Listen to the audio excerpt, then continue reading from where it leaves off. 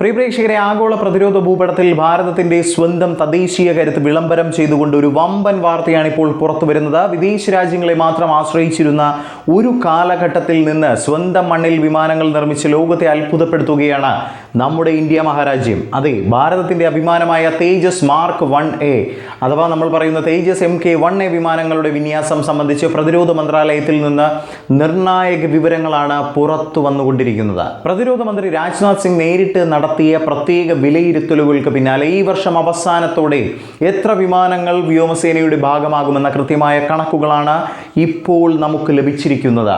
എന്നാൽ ഈ വമ്പൻ പ്രോജക്റ്റിന് പിന്നിൽ വലിയൊരു വെല്ലുവിളി കൂടി ഒളിച്ചിരിപ്പുണ്ട്. എന്താണ് ആ വെല്ലുവിളി? അമേരിക്കൻ കമ്പനിയായ GE എഞ്ചിൻ നൽകാൻ വൈകിപ്പിച്ചിട്ടും ഇന്ത്യ ഈ പ്രതിസന്ധിയെ എങ്ങനെയാണ് മറികടന്നത്? ഒപ്പം തന്ത്രപ്രധാനമായ ഗ്രേറ്റ് നിക്കോബാർ ദ്വീപുകളിൽ സർക്കാർ ഒരുക്കുന്ന 13,000 കോടിയുടെ വമ്പൻ മാസ്റ്റർ പ്ലാൻ എന്താണ്? ഈ വീഡിയോയിലൂടെ നമുക്ക് ആഴത്തിൽ തന്നെ അവ പരിശോധിക്കാം.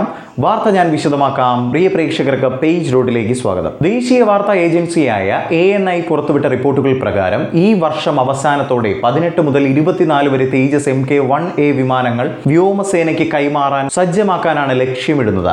നിലവിൽ എഞ്ചിൻ ഘടിപ്പിച്ച 6 വിമാനങ്ങൾ പൂർണ്ണമായും തയ്യാറായി കഴിഞ്ഞു. ബാക്കിയുള്ളവ വ്യോമസേനയുടെ കൃത്യമായ ഗുണനിലവാര പരിശോധനകൾ പൂർത്തിയാക്കി ഈ വർഷം തന്നെ പുറത്തിറക്കാനാണ് പൊതുമേഖലാ സ്ഥാപനമായ HAL നിർദ്ദേശം നൽകിയിരിക്കുന്നത്. നരേന്ദ്രമോദി സർക്കാർ സമയബന്ധിതമായി കാര്യങ്ങൾ പൂർത്തിയാക്കാൻ കർശന നിലപാടാണ് സ്വീകരിച്ചിരിക്കുന്നത് എന്നത് ഇതിൽ നിന്ന് മനസ്സിലാക്കണം. പ്രോജക്റ്റുകളിൽ ഇനി യാതൊരുവിധ താമസവും അനുവദിക്കില്ലെന്നും വൈകിയാൽ HAL നിന്ന് പിഴ ഈടാക്കുമെന്നും പ്രതിരോധ മന്ത്രാലയം കർശന മുന്നറിയിപ്പ് നൽകിയിട്ടുണ്ടെന്നതാണ് മനസ്സിലാക്കുന്നത്. കാരണം വ്യോമസേനയുടെ കരുത്ത് വർദ്ധിപ്പിക്കുന്ന കാര്യത്തിൽ രാജ്യം ഒട്ടും വിട്ടുവീഴ്ചയ്ക്ക് തയ്യാറേയല്ല. ശരിയാണ്, അമേരിക്കൻ കമ്പനിയായ ജനറൽ ഇലക്ട്രിക് എഞ്ചിനുകൾ കൈമാറാൻ വരുത്തിയ ചില സാങ്കേതിക തടസ്സങ്ങൾ ഈ പ്രോജക്റ്റിനെ ചെറുതായി ബാധിച്ചിരുന്നു. എന്നാൽ പ്രതിസന്ധികളിൽ തളരാതെ ഭാരതം മുന്നോട്ട് തന്നെയാണ് നീങ്ങിയത്. വ്യോമസേന ആകെ 180 തേജസ് മാർക്ക് 1A വിമാനങ്ങൾക്കാണ് വലിയ 2 കരാറുകളിലായി ഓർഡർ നൽകിയിരുന്നത്. ആദ്യ കരാർ 2021 ഫെബ്രുവരിയിൽ 83 വിമാനങ്ങൾക്കായിരുന്നെങ്കിൽ രണ്ടാമത്തെ വമ്പൻ കരാർ ഒപ്പുവെച്ചത് 2025 സെപ്റ്റംബറിലാണ്. 62,370 കോടി രൂപയിലധികം ചെലവഴിച്ചുകൊണ്ട് 97 അധിക വിമാനങ്ങൾ വാങ്ങാനാണ് രാജ്യം തീരുമാനിച്ചത്. HAL നിലവിൽ പ്രതിവർഷം 24 വിമാനങ്ങൾ നിർമ്മിക്കാനുള്ള ശേഷിയുണ്ട്. ഈ വമ്പൻ ഓർഡറുകൾ പൂർണ്ണമായി വ്യോമസേനയുടെ ഭാഗമാകുന്നതോടെ 2033 ഇന്ത്യയുടെ ആകാശ പ്രതിരോധം ലോകത്തിൽ തന്നെ ഏറ്റവും ശക്തമായ ഒന്നായി മാറുമെന്നതിൽ യാതൊരുവിധ സംശയവും വേണ്ട. പഴയ MiG-21 വിമാനങ്ങൾക്ക് പകരക്കാരനായി എത്തുന്ന തേജസ് മാർക്ക് 1A ഒരു 4.5th ജനറേഷൻ അതീവ ആധുനിക വിമാനമാണ്. ഇതിന്റെ ഏറ്റവും വലിയ പ്രത്യേകത ഇതിൽ അടങ്ങിയിരിക്കുന്ന തദ്ദേശീയ സാങ്കേതിക വിദ്യ തന്നെയാണ്. ഇതിന്റെ 64% ഭാഗങ്ങളും പൂർണ്ണമായി ഇന്ത്യയിൽ തന്നെ രൂപകൽപ്പന ചെയ്തതാണ്. ഈ വിമാനത്തിൽ ഉൾപ്പെടുത്തിയിരിക്കുന്ന പ്രധാന സവിശേഷതകൾ എന്തൊക്കെയാണെന്ന് നമുക്ക് സിമ്പിളായി തന്നെ പരിശോധിക്കാം. റഡാർ, ആകാശത്തെയും ഭൂമിയിലെയും ലക്ഷ്യങ്ങളെ ഒരേ സമയം നിരീക്ഷിക്കാനും അതുപോലെ തന്നെ കൃത്യമായി കണ്ടെത്താനും ഇത് സഹായിക്കുന്നു. അതുപോലെ തന്നെ തദ്ദേശീയ ഇലക്ട്രോണിക് സംവിധാനങ്ങൾ, പ്രതികൂല സാഹചര്യങ്ങളിൽ പോലും വിമാനത്തിന്റെ സുരക്ഷ ഉറപ്പാക്കാനും തടസ്സപ്പെടുത്താനും ഇതിന് സാധിക്കും. അടുത്തതായി, ആകാശത്ത് വെച്ച് തന്നെ ഇന്ധനം നിറയ്ക്കാനുള്ള ശേഷി. കൂടുതൽ സമയം ദൗത്യങ്ങളിൽ ഏർപ്പെടാൻ ഇത് വിമാനത്തെ സഹായിക്കുന്നു എന്നതാണ്. അടുത്തതായി, വിവിധ ഇനം മിസൈലുകൾ ഇതിൽ ഉൾക്കൊള്ളിക്കാൻ കഴിയും.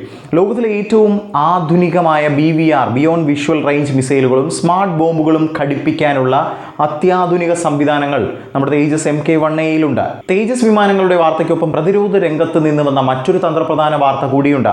നമ്മുടെ ഗ്രേറ്റ് നിക്കോബാർ ദ്വീപുകളുടെ വികസനത്തിനായി 13,000 കോടി രൂപയുടെ ഒരു വമ്പൻ പ്രോജക്റ്റിനാണ് ഭാരത സർക്കാർ രൂപം നൽകിയിരിക്കുന്നത്. ഇവിടെ ഇന്ത്യൻ നാവികസേനയ്ക്കൊപ്പം സാധാരണ സിവിൽ വിമാനങ്ങൾക്കും ഒരേപോലെ ഉപയോഗിക്കാൻ സാധിക്കുന്ന ഒരു അത്യാധുനിക എയർപോർട്ടും റൺവേയും നിർമ്മിക്കാൻ പോവുകയാണ്.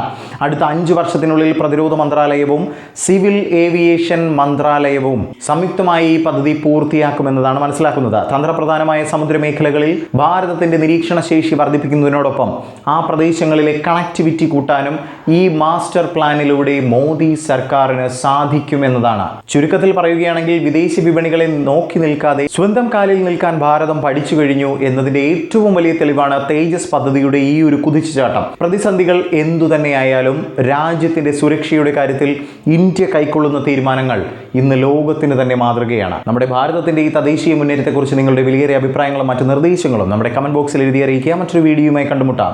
ജയ് ഹിന്ദ്.